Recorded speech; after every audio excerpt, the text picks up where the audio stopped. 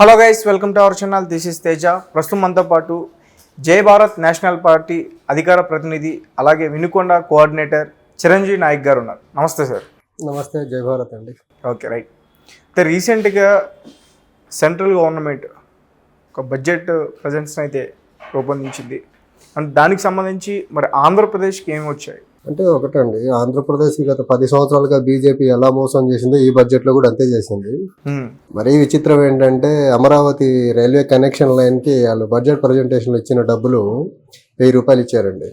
So దీన్ని బట్టి అర్థం చేసుకోవచ్చు వాళ్ళు ఆంధ్రప్రదేశ్ మీద ఎంత ప్రేమ చూపిస్తున్నారు అనేది. ఇంతకుముందు కూడా 2019 ఇంటరీమ్ బడ్జెట్ పాస్ చేసినప్పుడు కూడా విశాఖ మెట్రో రైల్ కోసం అప్పుడు 1 లక్ష రూపాయలు ఇచ్చారు. 1 లక్ష రూపాయలు, 1000 రూపాయలు అంటే ఆ ప్రాజెక్ట్ని అసలు ఇనాగ్రేషన్ సెరమనీ కూడా సరిపోయిన డబ్బులు ఆంధ్రప్రదేశ్ ప్రాజెక్ట్కి రిలేటెడ్ వాటిని బడ్జెట్లో వాళ్ళు పొందుపరుస్తున్నారు. దీన్ని బట్టి మనం చూసుకుంటే బీజేపీకి ఆంధ్రప్రదేశ్కి అభివృద్ధిలో ముందుకు తీసుకెళ్లాలన్న ఆలోచన ఏ యాంగిల్లో కూడా కనపడట్లేదు. కానీ అలానే గుజరాత్కి కావాల్సిన, గిఫ్ట్ సిటీకి కావాల్సిన ఇన్సెంటివ్స్ కానీ డెవలప్మెంట్కి కావాల్సినవన్నీ ఇచ్చుకుంటారు. ఆంధ్రప్రదేశ్కి వచ్చేసరికి ఎప్పుడు ఒక స్టెప్ మదర్లోవే చూపిస్తున్నారు 10 సంవత్సరాలుగా బీజేపీ వాళ్ళు. ఓకే. సో అండ్ దీన్ని బేస్ చేసుకొని ఇప్పుడు ఆంధ్రప్రదేశ్కి ఒక ఆపర్చునిటీ వచ్చింది మళ్ళీ. పర్టికులర్లీ ఇప్పుడు రిప్రజెంటేషన్ ఉన్న 2 పార్టీలు రాజ్యసభలో ఓట్ ఆన్ అకౌంట్ పాస్ అవ్వాలి అంటే, బడ్జెట్ పాస్ అవ్వాలంటే, సో స్పెషల్ కేటగిరీ స్టేటస్ ఆంధ్రప్రదేశ్కి మీరు ఇస్తాము అనే ఒక కండిషన్ పెట్టి ముందుకెళ్ళగలిగితే ఇప్పుడు సెంట్రల్ గవర్నమెంట్ కనీసం కన్సిడర్ చేసి ముందుకొచ్చే అవకాశం ఉంటుంది. ఈ ఆపర్చునిటీని ఈ పార్టీలు ఉపయోగించుకోకుండా ఇక్కడ టీడీపీ, జనసేన ఏమో పొత్తుల కోసము, వైసీపీ ఏమో రాజకీయంగా ముందుకు ఎలా వెళ్ళే దాని మీద ఆలోచిస్తున్నాయి తప్ప, సెంట్రల్ గవర్నమెంట్ బడ్జెట్ ఒకటి పాస్ చేసింది. ఈ బడ్జెట్ పాస్ అవ్వాలంటే మనం మద్దతు తెలపాలంటే రాష్ట్రానికి ఇవ్వాల్సిన నిధులు, తర్వాత ప్రత్యేక హోదా, తర్వాత విభజన చట్టంలో పొందుపరిచిన అంశాలన్నీ ఇస్తేనే మీకు మద్దతు ఇస్తామనే కండిషన్ పెట్టే పరిస్థితిని మర్చిపోయి వీళ్ళు ఇక్కడ పొత్తుల గురించి లేకపోతే రాజకీయంగా ఎలా ముందుకెళ్లాలనే దాని మీదే ఆంధ్రప్రదేశ్లో ఉన్న 2-3 పార్టీల యొక్క ప్రధాన ఉద్దేశంగా కనిపిస్తుంది. సో ఆంధ్రప్రదేశ్ ప్రజలు దీన్ని చాలా కీన్గా ఆలోచించండి. ఇప్పుడు సెంట్రల్ గవర్నమెంట్ బడ్జెట్ పాస్ అవ్వాలి అంటే మాకు స్పెషల్ కేటగిరీ స్టేటస్ మీరు ఇచ్చిన హామీ మీరు నిలబెట్టుకుంటేనే మేము ఈ ఓట్ ఆన్ అకౌంట్ పాస్ అయ్యేదానికి మద్దతు తెలుపుతామని ఒక కండిషన్ పెట్టగలిగితే ఆంధ్రప్రదేశ్కి వితిన్ డేస్లో special category status central accord చేసేదానికి అవకాశం ఉంది. సో ఈ పార్టీ వితిన్ డేస్ అంటున్నారు, కొన్ని సంవత్సరాలు అయ్యింది. అదే వీళ్ళ వెనకాల బ్యాక్గ్రౌండ్లో క్రిమినల్ కేసెస్, తర్వాత కరప్షన్ కేసెస్ ఉండటం వల్ల వీళ్ళు కండిషన్ పెట్టలేకపోతున్నారు. Government of India any major బిల్తో వచ్చినా కానీ, constitutional amendment bills under article 368తో వచ్చినప్పుడు కానీ, లేకపోతే ఇలాంటి బడ్జెట్ ప్రజెంటేషన్ అప్పుడు కానీ వీళ్ళు కండిషన్ పెట్టగలిగితే పాసిబిలిటీ ఉంది. కండిషన్ పెట్టకుండా వాళ్ళు ఏ బిల్ తీసుకొచ్చినా వాళ్ళు అడగకుండానే వీళ్ళు మద్దతు ఇచ్చి క్యూలో నుంచి మద్దతు ఇస్తే ఎలా అవుతుంది? మనం కండిషన్స్ పెట్టగలిగితే సెంట్రల్ గవర్నమెంట్ ఆలోచిస్తుంది. వాళ్ళ మద్దతు లేకపోతే రాజ్యసభలో బీజేపీకి ఎలాగో మెజారిటీ లేదు కాబట్టి వేరే పార్టీల మద్దతుతోనే బిల్స్ అన్ని పాస్ అవ్వాలి రాజ్యసభలో. సో మేము మద్దతు ఇస్తాము, కానీ మీరు మా ఆంధ్రప్రదేశ్కి ఇవ్వాల్సిన విభజన హామీలు కానీ, స్పెషల్ కేటగిరీ స్టేటస్ కానీ, రైల్వే జోన్ కానీ, లేకపోతే కడప స్టీల్ ప్లాంట్ కానీ ఇవన్నీ ఇస్తేనే మేము మద్దతు ఇస్తామని ఒక కండిషన్ పెట్టగలిగే స్థితిలో ఈ పార్టీలు ఉండాలి కదా. కానీ ఈ పార్టీలు ఆ కండిషన్స్లో లేవు కదా. వీళ్ళు వెనకాల ఉన్న అవినీతి కేసులు కానీ, లేకపోతే సెంటర్తో వీళ్లకు దాన్ని పోరాడే పటిమ లేకపోవడం వల్ల 10 సంవత్సరాలుగా రావట్ల. వీళ్ళల్లో సిన్సియారిటీ, ఆంధ్రప్రదేశ్ని డెవలప్ చేయాలనే ఒక దాని కమిట్మెంట్ ఉంటే వితిన్ డేస్ అండి. ఇప్పుడు బడ్జెట్ ఇప్పుడు గోల్డెన్ ఆపర్చునిటీ ఉంది ఈ పార్టీలకి. వీళ్ళకి రిప్రజెంటేషన్ రాజ్యసభలో ఉంది కాబట్టి, సో రాజ్యసభలో ఓట్ ఆన్ అకౌంట్ పాస్ అవ్వాలంటే మీకు ఆంధ్రప్రదేశ్కి ఇవ్వాల్సినవన్నీ ఇవ్వండి.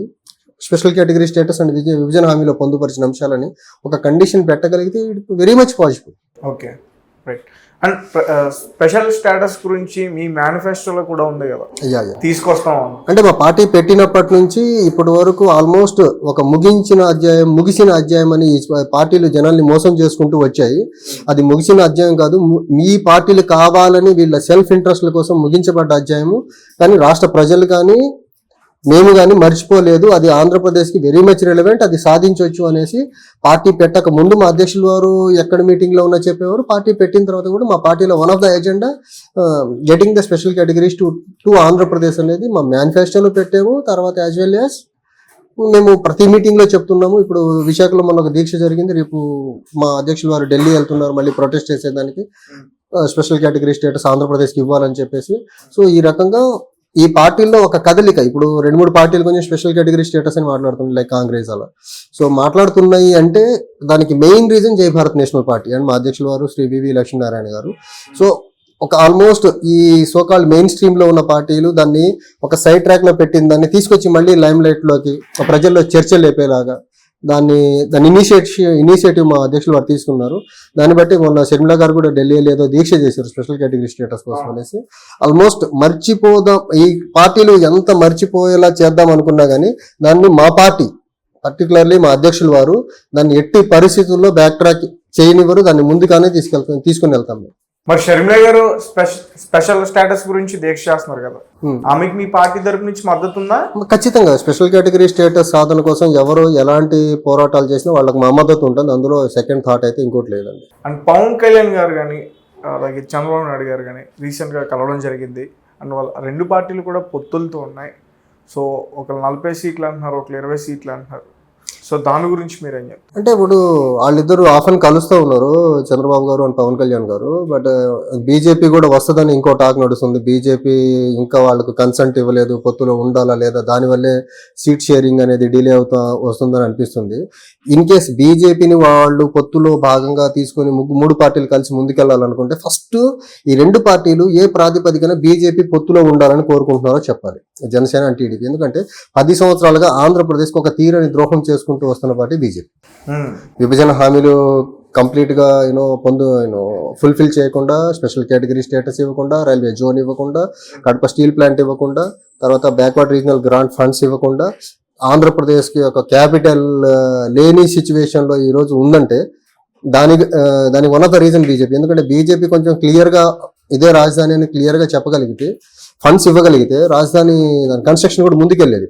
సో ఇన్ని రకాలుగా మోసం చేసుకుంటూ వస్తున్న బీజేపీ పొత్తులో ఉండాలని పర్టికులర్లీ జనసేన అధ్యక్షులు పవన్ కళ్యాణ్ గారు రిపీటెడ్ గా చెప్తున్నారు, బీజేపీ పొత్తులో ఉంటుంది, బీజేపీ పొత్తులు. అసలు బీజేపీ ఆంధ్రప్రదేశ్కి ఇంత ద్రోహం చేస్తున్న బీజేపీని మీరు పొత్తులో ఎందుకు పెట్టుకోవాలనుకున్నారు? బీజేపీతో పొత్తులో ఉండి ఇంకా ఎన్ని సంవత్సరాలు ఆంధ్రప్రదేశ్ని మీరు అభివృద్ధిని తిరోగమనంలోకి తీసుకెళ్లాలనుకున్నారో పవన్ కళ్యాణ్ గారు చెప్పాల్సి ఉంది.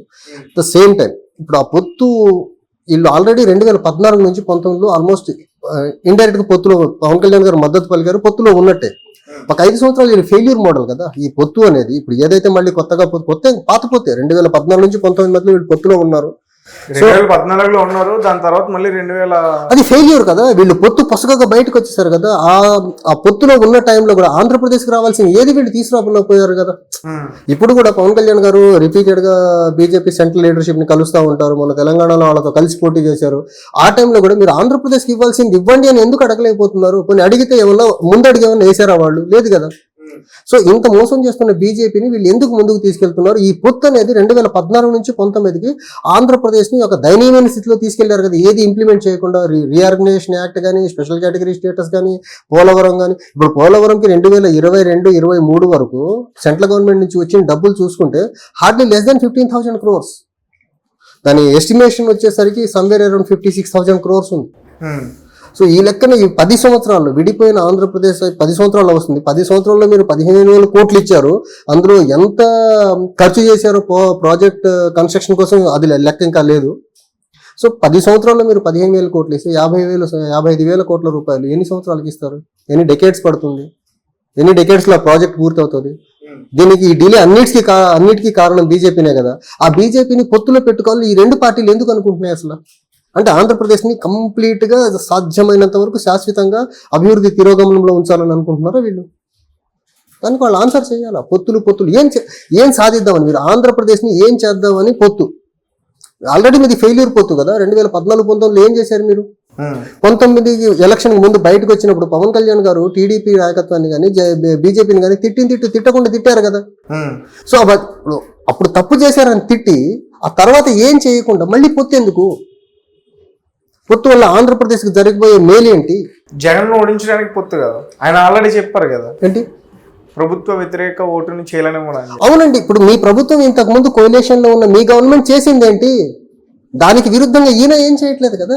ఈయన అంతే కదా.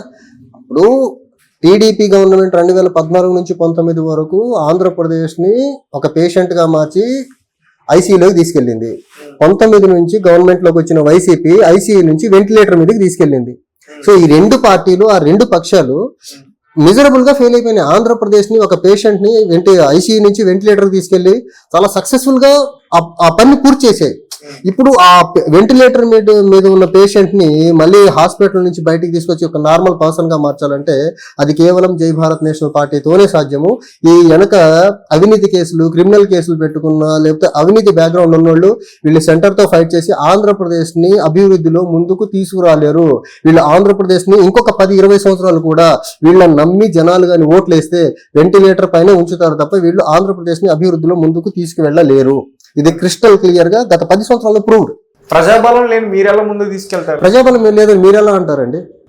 మా పార్టీ పుట్టిందే ప్రజల్లో నుంచి. రేపు చూడండి ఎన్నికలు, ప్రజలు మాతో ఉన్నారు. ఈ రెండు పార్టీలతో, ఈ రెండు పక్షాలతో, ఒక కూటమి తర్వాత ఇంకో పార్టీ, రెండు పక్షాలతో విసుగు చెంది ఉన్నారు వీళ్ళు. ఏం చేయట్లేదు కదా. ఆంధ్రప్రదేశ్ లో అభివృద్ధి అనేదే లేదు, రాజధాని లేదు, ప్రత్యేక హోదా రాలేదు, పోలవరం పూర్తి కాలేదు, కడప స్టీల్ ప్లాంట్ లేదు, ఒక ఇండస్ట్రీ లేదు, ఎంప్లాయ్మెంట్ జనరేషన్ యాక్టివిటీస్ లేవు. ఒక ఫ్రీబీస్ తో పని అవుతుందా? ఆ ఫ్రీబీస్ కూడా రీసెంట్ గా ప్రభుత్వ సలహాదారుడు ఒక ఆయన అంటాడు, పెన్షన్ పడేస్తాం. ఆ భాష ఏంటి అసలు? పడేయడం ఏంటి? అలా తాతల ఆశలు ఇస్తున్నారా వీళ్ళు ప్రజలకి? పెన్షన్ ఇస్తున్నామని కూడా మర్యాద పూర్వకంగా చెప్పట్ల, పెన్షన్ పడేస్తాము.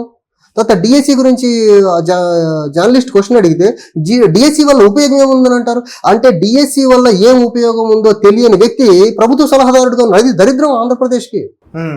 డిఎస్సి వల్ల ఉపయోగం ఏంటో తెలియని ఆయన్ని తీసుకొచ్చి ప్రభుత్వ ప్రధాన సలహాదారుడు అయిపోయాడు. పెన్షన్ పడేస్తామని ఒక చాలా నీచమైన పదజాలం వాడతారు. పెన్షన్ పడేయడం ఏంటి? మీ తాతల ఆస్తులు ఇస్తున్నారా ప్రజలకి? ప్రజలు కట్టిన పన్నుల డబ్బులే కదా మీరు తిరిగి ప్రజలకి ఇస్తుంది. సంబోధన ఏంటి? పడేస్తామనే సంబోధన ఏంటి అసలు?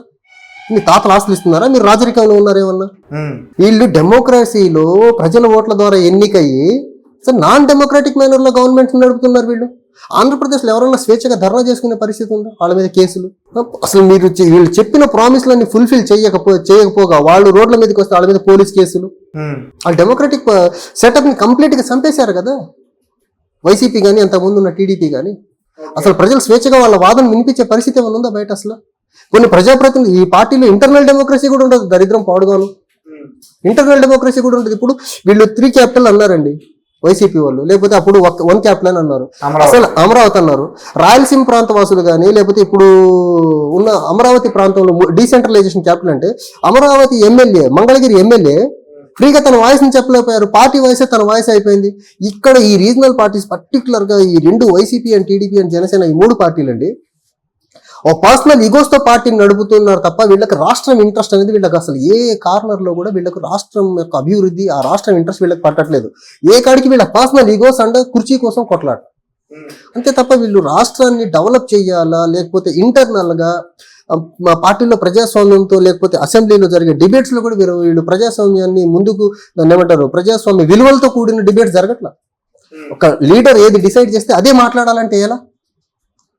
ఇప్పుడు లీడర్కి ఒక పార్టీ ఒక స్టాన్స్ ఉంటుంది, కానీ అదే పార్టీ నుంచి ఎమ్మెల్యే రిప్రజెంట్ చేస్తున్న అసెంబ్లీలో ప్రజల నుంచి ఇంకొక వాయిస్ ఉంటుంది. ఆ వాయిస్ చెప్పగలగాలి కదా. మీరు విప్పులు తీసుకొచ్చి విప్పు ప్రకారమే మాట్లాడాలనేసి డెమోక్రసీలో ఆ ఎమ్మెల్యే యొక్క భావ ప్రకటన స్వేచ్ఛను చంపేస్తున్నారు కదా వీళ్ళు. సో పొత్తుల వల్ల వీళ్ళు బీజేపీని ముందుకు తీసుకొచ్చి, లేకపోతే వీళ్ళు ఆంధ్రప్రదేశ్ని ఏం చేయబోతున్నారు? 10 సంవత్సరాలు మోసగించారు, చాలు. బీజేపీని దూరం పెట్టండి. మీరు కూడా 5 సంవత్సరాలు పొత్తులో ఉన్నారు. మీరు అప్పుడు డెలివరీ చేయండి, ఇప్పుడు ఎలా చేస్తారు ఫస్ట్ అది చెప్పండి. సీట్ల సంగతి తర్వాత. మీరు షీట్లు షేరింగ్ కంక్లూజన్ లోకి రాలేరు, మీరు మేనిఫెస్టో ప్రిపేర్ చేయలేరు, ఆంధ్రప్రదేశ్కి ఏం చేస్తారో చెప్పలేరు. ఏం కొత్తగా ఏం చేస్తారు? మీరు అన్ని ఫెయిల్యూర్సే కదా. మీరు 2014 నుంచి 19 వరకు అన్ని ఫెయిల్యూర్సే.